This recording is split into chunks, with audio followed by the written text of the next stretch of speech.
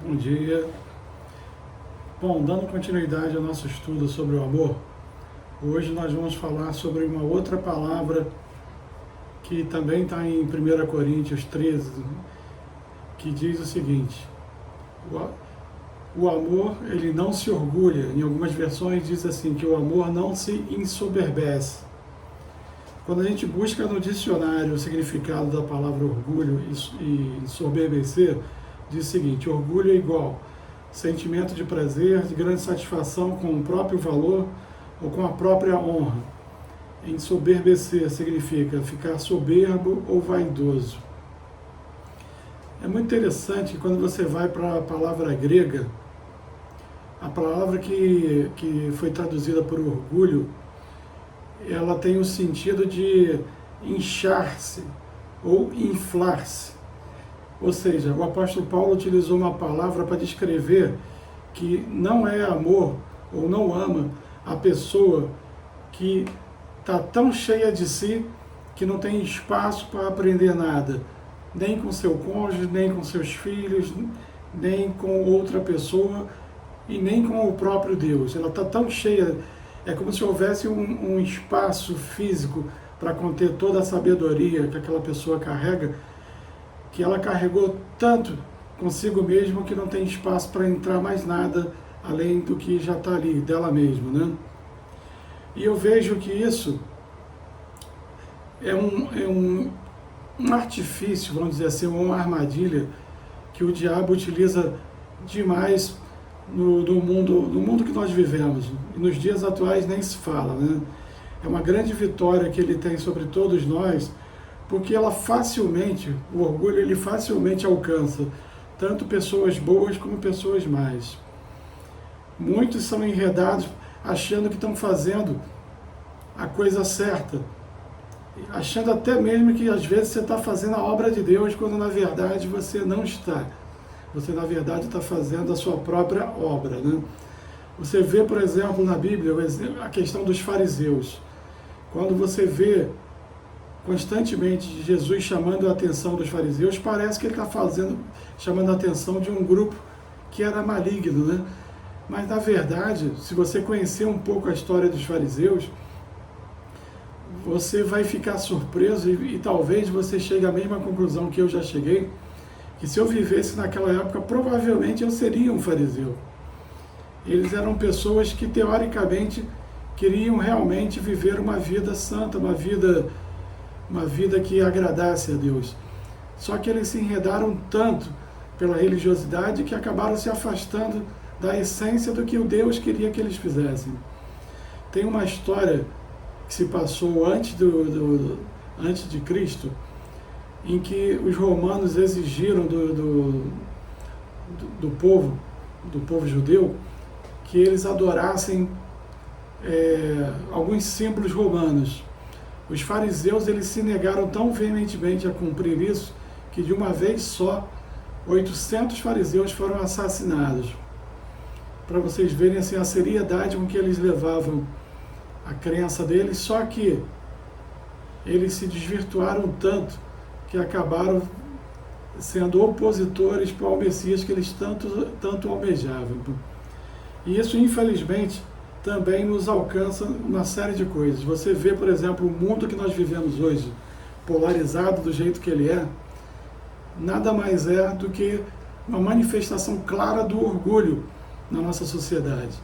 E é tão interessante isso que as próprias redes sociais, o YouTube, o Instagram, seja o que for, acredito que o X também, ele acaba percebendo qual é o tipo de linha de pensamento que você tem e ele só te mostra aquilo que você quer ver. Ele não te mostra o contraditório, não te mostra aquilo que pode confrontar o que você pensa. E, infelizmente, né, isso tem cegado muitos de nós. Em Provérbios 16, 18 diz o seguinte, que a soberba precede a ruína e a altivez de espírito precede a queda. Infelizmente, esse problema que poderia ser restrito à política ou qualquer outro segmento acaba também entrando na família, no nosso relacionamento conjugal e também no nosso relacionamento com os nossos filhos. Eu posso dizer que com certeza isso afetou e afeta ainda hoje a minha casa. Mas eu sei que eu não sou o único que vive, que tem que lutar constantemente contra essa questão do orgulho. A gente vê constantemente no cuidado com casais quantas e quantos são os casais que lidam com problemas de manipulação, dificuldade de comunicação e por aí vai. A gente vai, se Deus permitir, nós vamos ter outros vídeos para poder expandir essas outras frentes que eu estou falando aqui. Mas hoje eu queria trazer para você basicamente isso, essa consciência da necessidade da gente ter um coração aberto a ouvir o contraditório, aberto a aprender com o outro, com o cônjuge e com os nossos filhos. E principalmente estar aberto para que Deus possa nos ensinar realmente aquilo que a gente precisa aprender, aquilo que a gente está fazendo, o que a gente está conduzindo a nossa vida, que não agrada a Deus ou que está, de certa forma, trazendo prejuízos para a nossa família e que a gente precisa aprender a fazer o certo.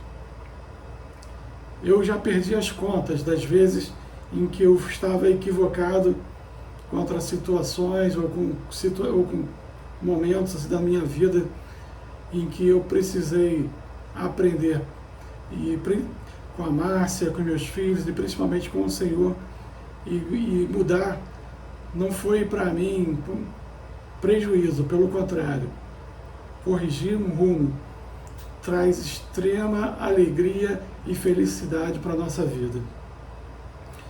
Uma das coisas assim mais visíveis, né, foi justamente quando o meu casamento estava indo para o buraco, onde eu tinha a perfeita convicção de que a culpa do meu casamento era da Márcia. E em dado momento eu estava no meu trabalho e eu fui pego de surpresa por uma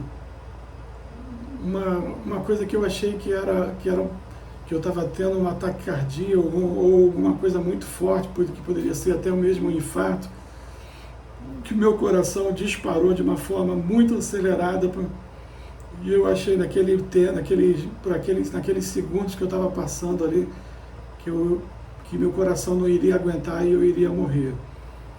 E no meio daquela confusão toda, daquele desespero de achar que eu iria morrer, eu comecei a ser ministrado pelo Senhor e uma série de cenas foi passando na minha mente, cenas de coisas que eu vivia dentro da minha própria casa, que me mostraram assim, o quanto eu estava machucando a Márcia, do quanto eu estava